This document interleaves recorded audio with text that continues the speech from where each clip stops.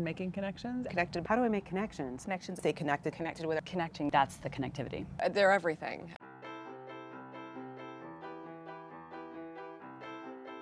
You're in a business that is all about connections. How do you develop connections? Curiosity is so key in making connections and in just experiencing the world. Making sure that you always put yourself out there. When you meet someone and you feel there's a synergy with them, for me it's been about being brave enough to say, I feel this synergy with you and I'd love to collaborate with you in some way. I don't really know what that looks like, but I feel like we're very aligned. Being connected means that I'm a connector.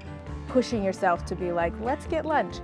Even if you know you may never get to work together. I learned very early on in my career to never turn down a meeting and to take as many of them as you can. That sounds exhausting. It's so exhausting, but it's always worth it.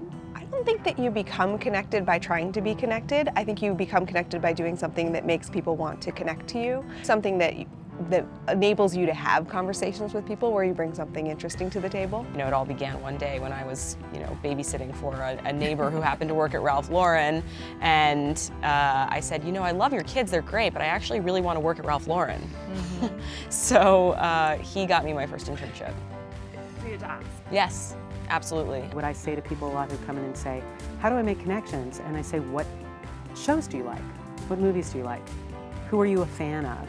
And if you actually go to that person or write that person a letter or send them an email, and in your presentation just explain how well you know the product, how much you love the product, what a fan you are, that is really impressive to those of us who work really hard all day long. I've hired half of our office of, incredibly talented, mainly 20-something starting out their career because they've stopped me on the subway or they've sent me an email. That was just the most brilliant email, and I'm like, come on down. You're really passionate about this. Like, come meet me, come say hi.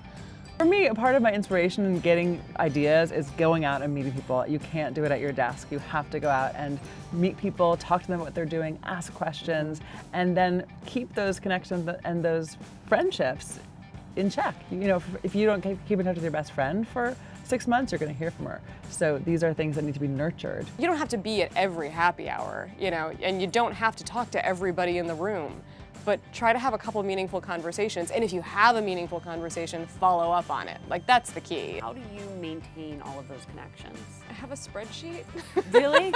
that old school? I'm terrible. If I don't write it down, I can lose it. If I'm gonna be in Atlanta, I wanna be able to pull up something and just, oh right, there were all of these amazing women that I saw at that luncheon 2 years ago. I should totally check out what they're doing and see if they have time for a drink. The ones that are meant to be just keep coming back. And there are connections I've made that oftentimes it's not something that we can do now, but then we just keep checking in with each other and then you hopefully find the thing that works for you.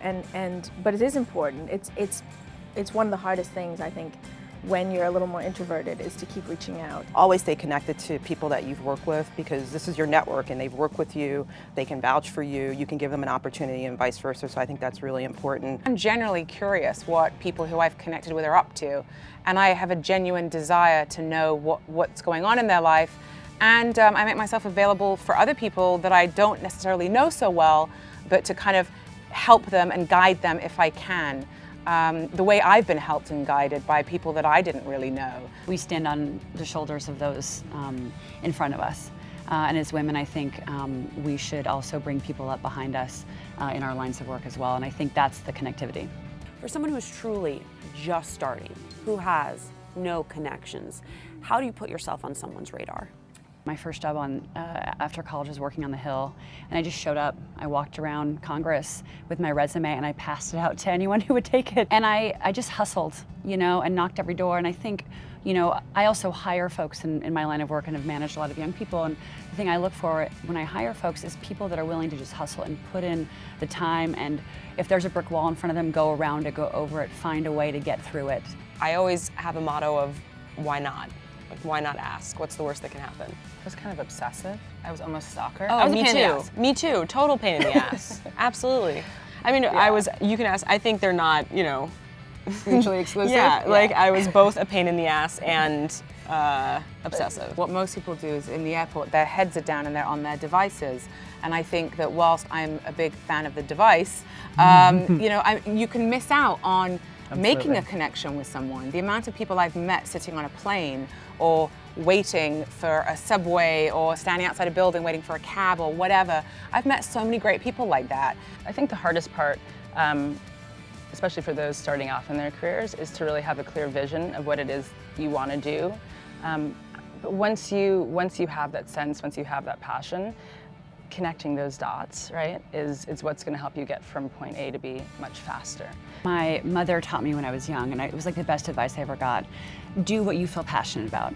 And as long as you're passionate about it, and she said to me, I don't care if it's basket weaving. If you're passionate about it, you'll love it, and the people will want to be around that energy, and it'll be compelling for folks, and it'll be contagious. So I think doing passionate work is really, really important. You will have 1,000 no's to the one yes, and that's just part of it. And I think if you don't give up, eventually you will find the right combination.